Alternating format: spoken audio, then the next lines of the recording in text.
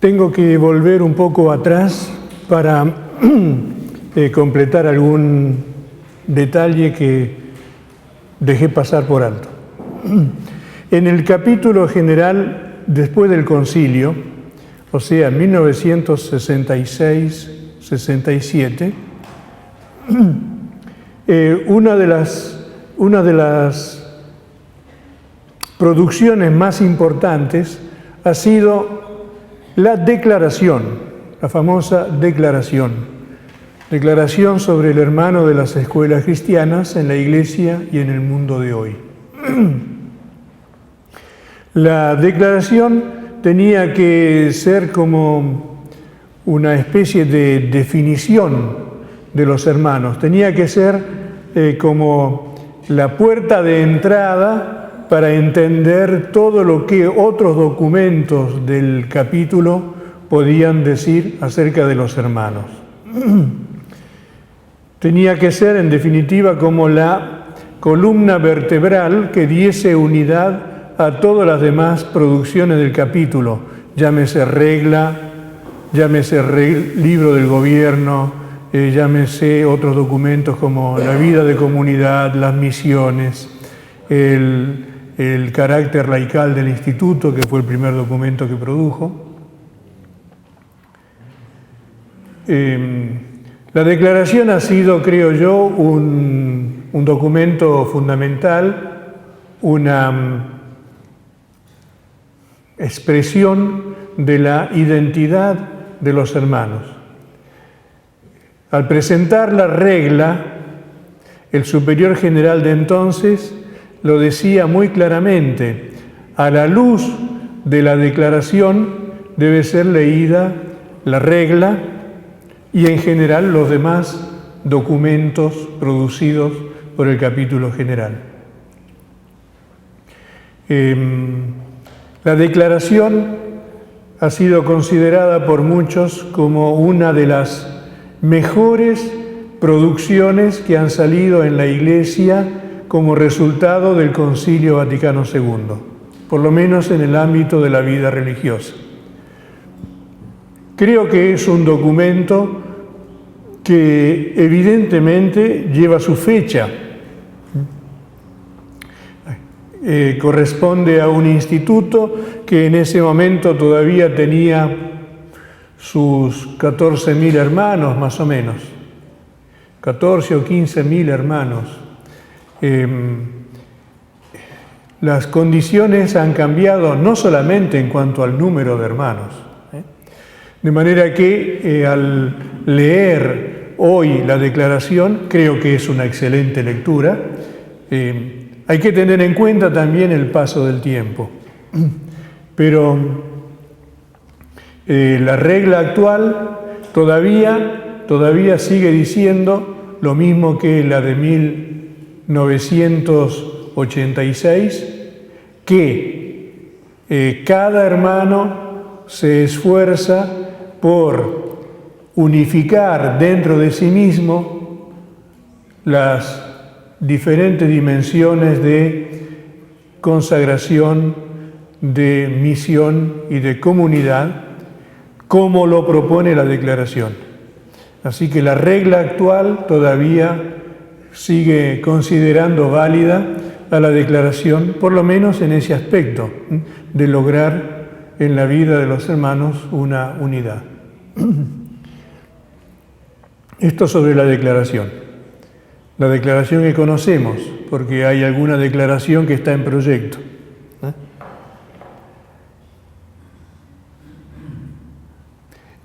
Vuelvo ahora al capítulo del año 2007, que fue el que lanzó la última revisión de la regla. En ese capítulo hubo un par de modificaciones pequeñas en el texto de la regla que entonces era vigente, pero fueron significativas. En la regla de 1987 se había reintroducido, la historia sería interesante, pero no la voy a abordar ahora. Se había reintroducido la palabra asociación en la lista de los votos. Lo que se llamaba voto de enseñar gratuitamente a los pobres y después voto de servir a los pobres por la educación, ahora venía a llamarse Asociación para el Servicio Educativo de los Pobres. Por fin volvía la palabra asociación a la lista de los votos. Y entonces, en consecuencia de eso, el capítulo general de 2007 volvía a la fórmula primitiva en la expresión de los votos, por lo cual prometo y hago voto de unirme y permanecer en sociedad. Este y hago voto había sido suprimido en 1901 para que no hubiese peligro de suponer que los hermanos hacían 6 votos, que hubiera sido una catástrofe jurídica, canónica en su momento. Parece que fue el hermano John Johnston, en su última intervención en el capítulo, el que empujó y obtuvo esta vuelta a la fórmula original, que también otros hermanos habían propuesto. No solamente eso, sino que en la lista de los votos, este voto de asociación pasó al primer lugar,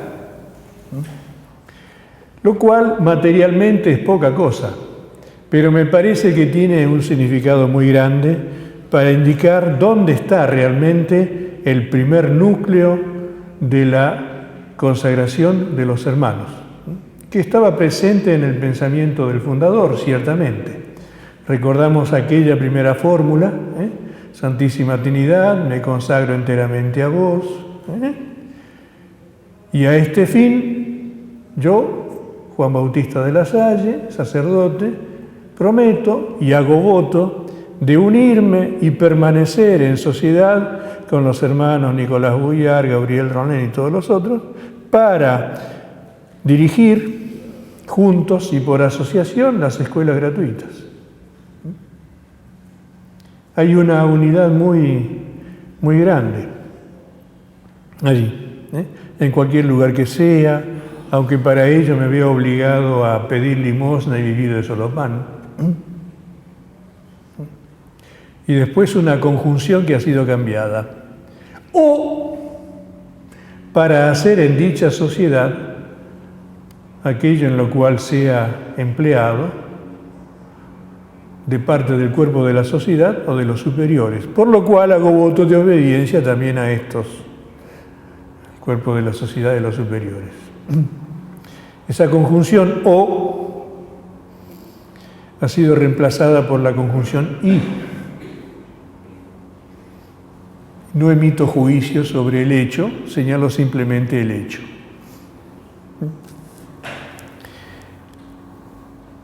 Bueno, pero además de esas modificaciones que afectaban a una constitución, porque la fórmula de los votos está en el Código Fundamental.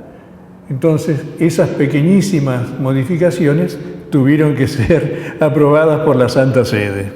Y lo fueron. Pero además, el capítulo del 2007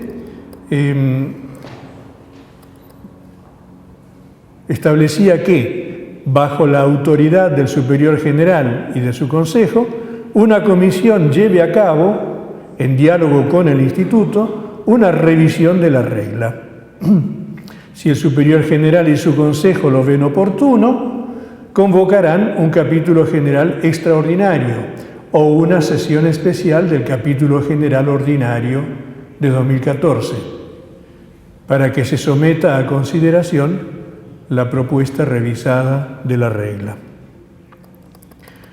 Bueno, el Superior General y su Consejo cumplieron con ese mandato capitular y ya desde el año 2008 se iniciaba la primera etapa de este proceso de revisión En los 10 meses que van de noviembre de 2008 a septiembre de 2009, se pedía que todos los hermanos hicieran un ejercicio de discernimiento para detectar las lagunas o las incompatibilidades que pudiera haber entre la regla y la realidad cotidiana.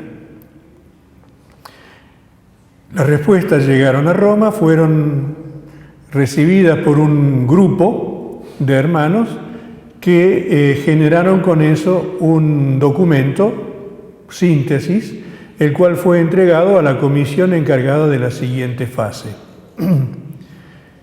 La segunda fase empezó en el año 2009, en octubre, y el superior general enviaba entonces una carta a los visitadores donde les decía, entre otras cosas, en la intencionalidad de los dos últimos capítulos, representación máxima del cuerpo de la sociedad, se entiende que se trata de la regla de los hermanos para los hermanos. Esto fue recogido por el Consejo General en el momento de iniciar este estudio. Debemos recordar que los destinatarios de la regla son los hermanos y que como tal la revisión obedece siempre a 3 finalidades: expresar nuestra identidad en la Iglesia y en la sociedad, servir de guía para la vida del instituto y de cada hermano, y dar orientaciones para la animación, el gobierno y la misión del instituto. La comisión encargada de esta segunda fase tuvo 6 reuniones plenarias de 2 o 3 semanas cada una, todas ellas en la Casa Generalicia. La primera en octubre de 2009, luego en septiembre de 2010, en febrero y en octubre de 2011, en febrero-marzo de 2012 y en junio de 2012. Esta última reunión fue de solo una semana. El producto, lo producido en la primera reunión de octubre de 2009, se comunicó a todo el instituto y provocó muy diferentes reacciones. El texto era parcial y necesitaba mucho más trabajo. Incluso después de los hechos se pensó que tal vez había sido prematuro presentar todo eso a todos los hermanos.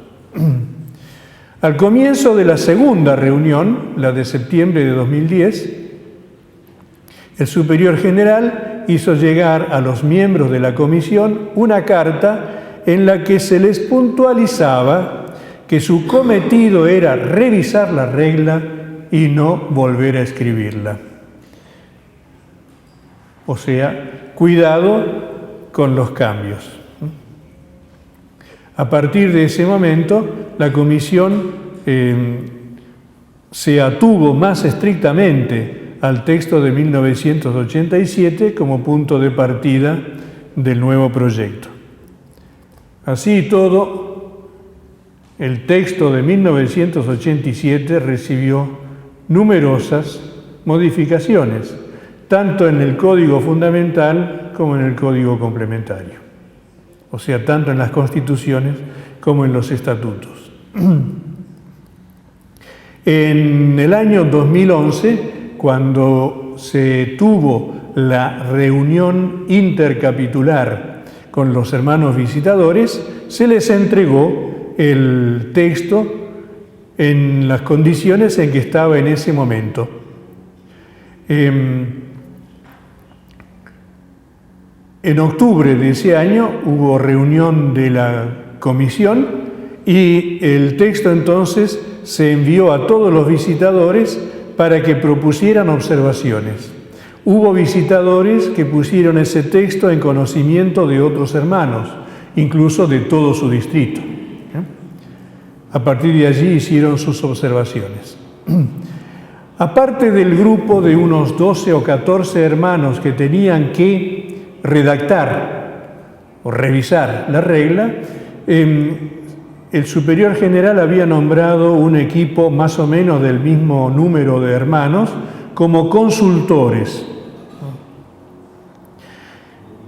En distintos momentos se requirió el parecer de estos consultores, sea sobre el conjunto del texto, sea sobre algunos temas puntuales, por ejemplo, lo relativo a la formación.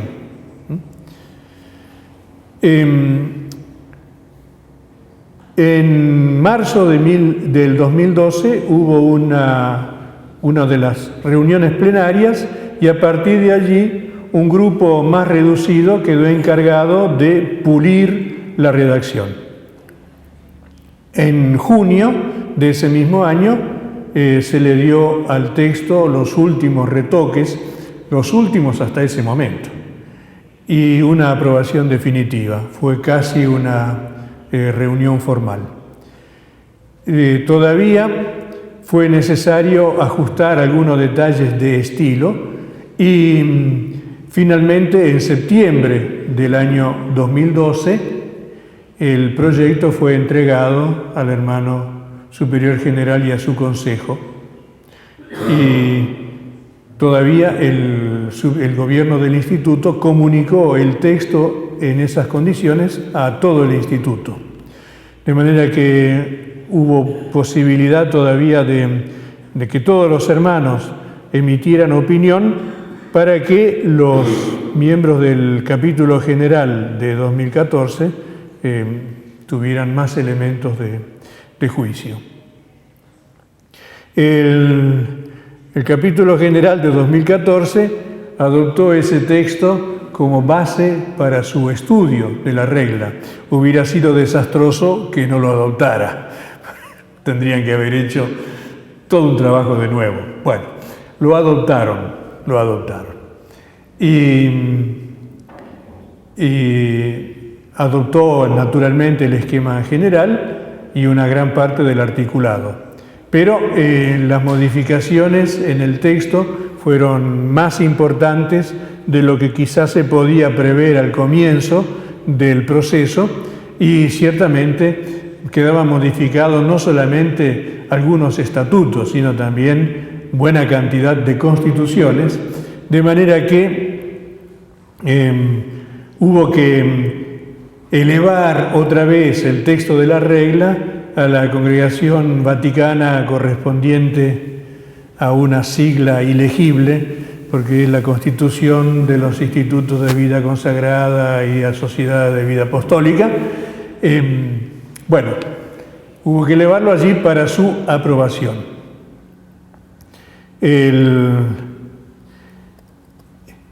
trabajo se hizo como en dos etapas. Una primera, un grupo pequeño reunido aquí le dio la última pasada de pincel a la redacción y después el procurador general del instituto, el hermano Felicia, tuvo que presentarlo en las mejores condiciones a la congregación romana.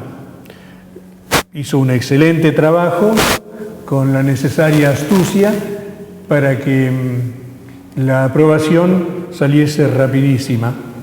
Presentado en febrero, salió aprobado en mayo del año 2015. De manera que después de esa aprobación, que fue total, solamente un artículo fue rechazado por de la congregación de los religiosos y hubo que poner el texto anterior, que no sé dónde se cumple.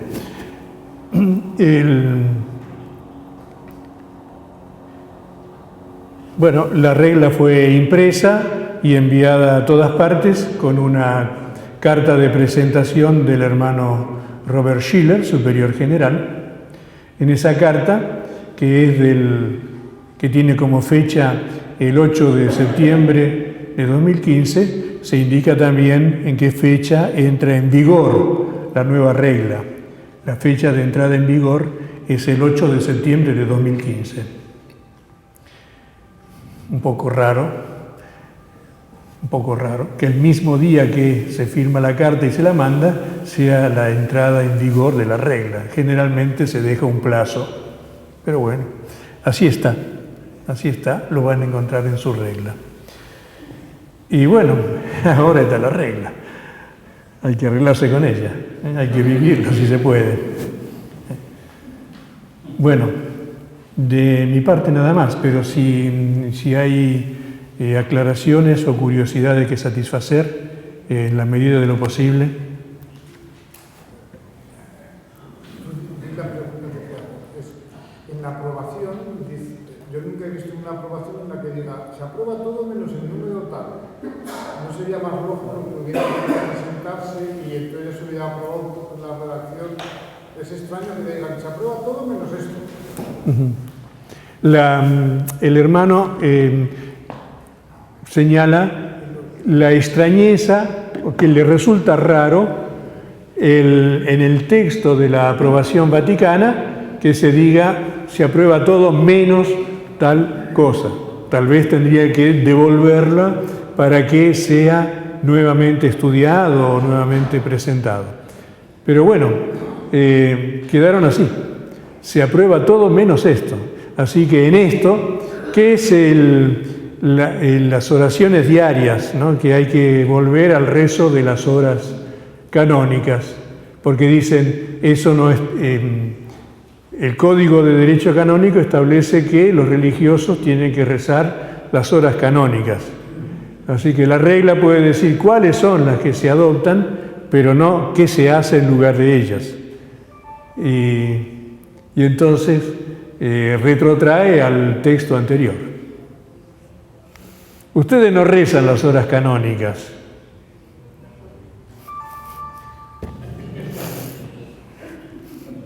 Sepan que están contra el código. No sé en qué canon, no me acuerdo cuál. Pero no son los únicos que están en contra. Por lo menos consuélense sabiendo que juntos y por asociación hacemos otra cosa. Patricio. ¿Cuáles son los subrayados o los acentos o lo que se diferencia entre la regla del 87 y la de ahora? ¿Qué temas son los que más se subrayan? Yo pienso que de eso van a hablar abundantemente en los días próximos. Rápidamente.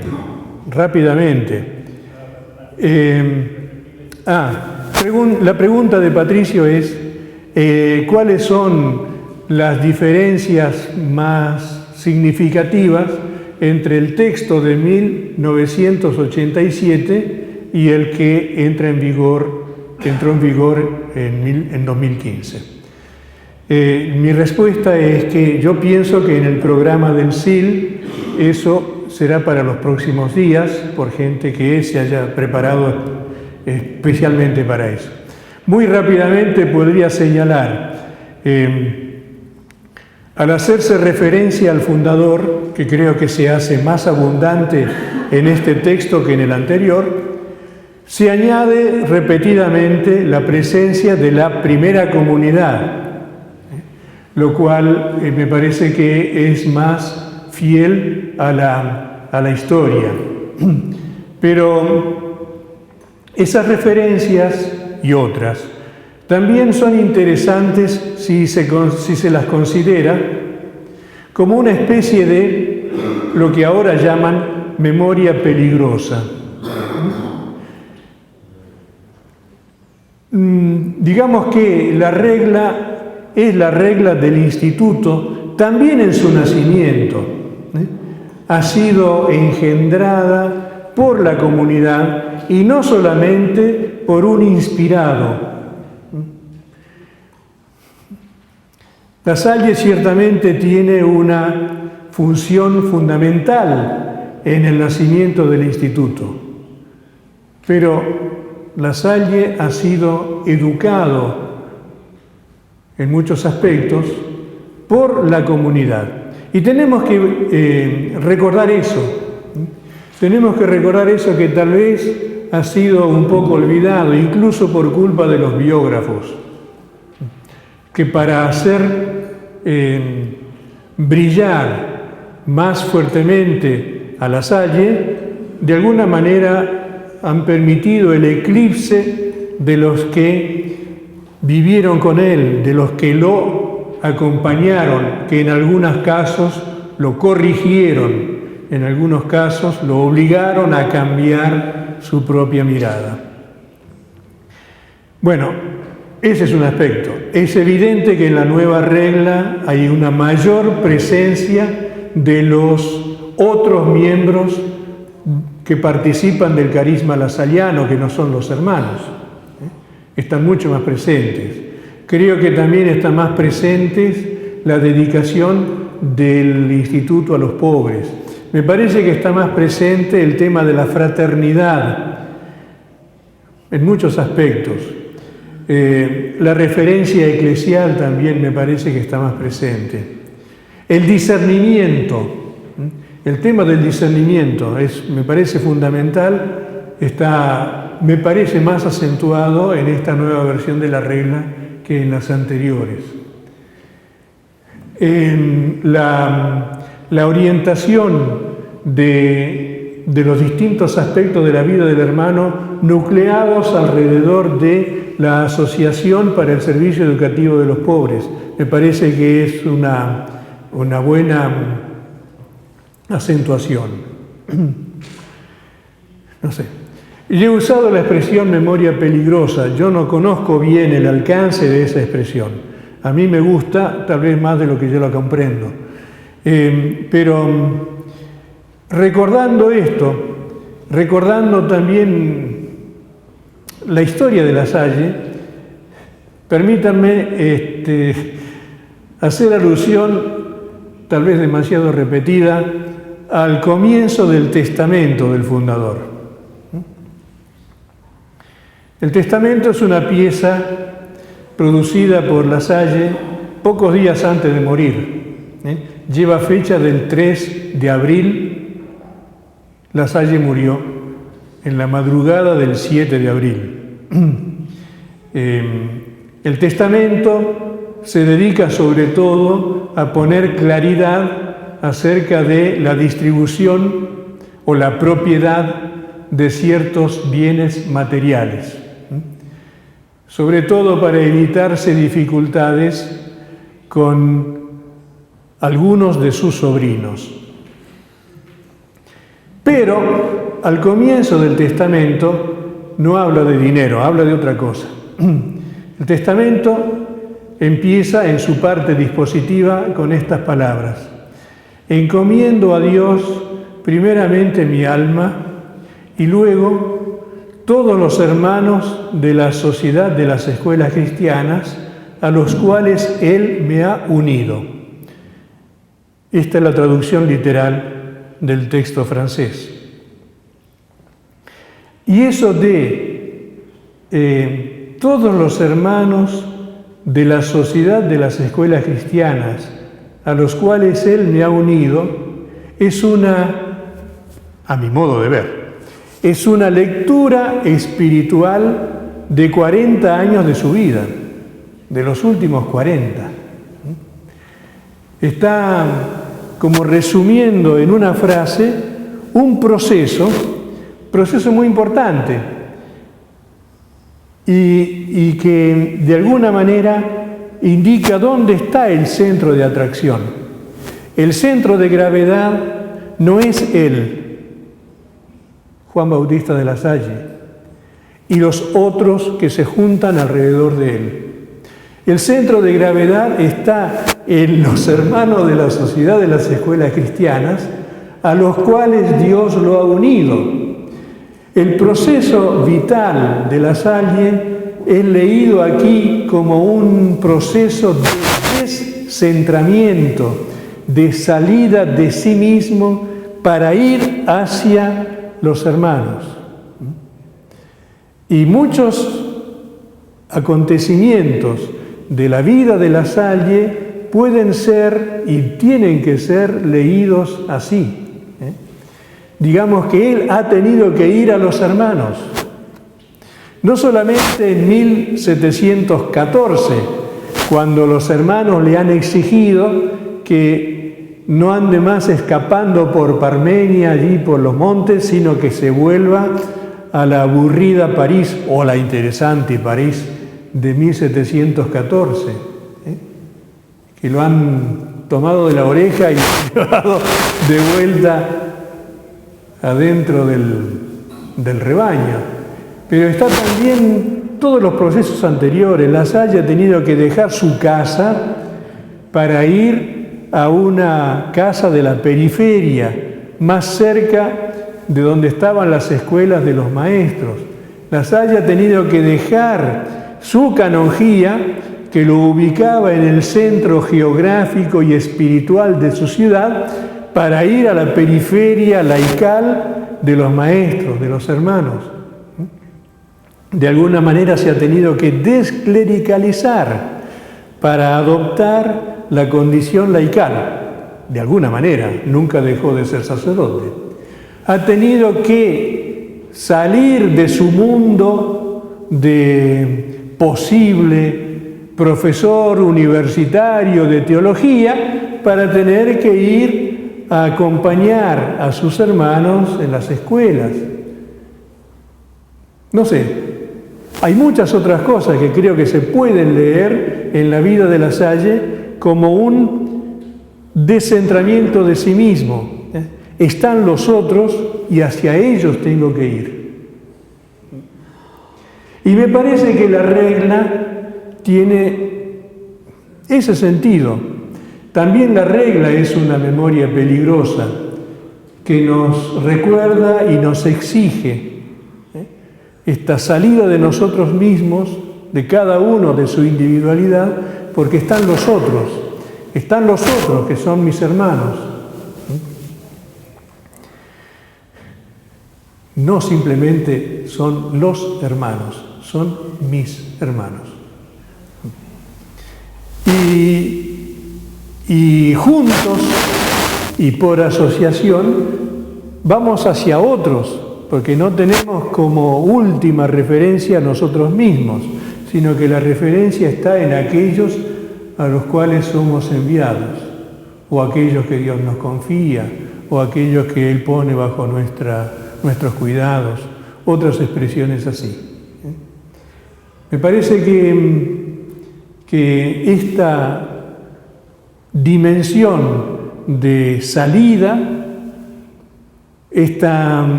a la cual también contribuye la referencia a los colaboradores, compañeros, partner,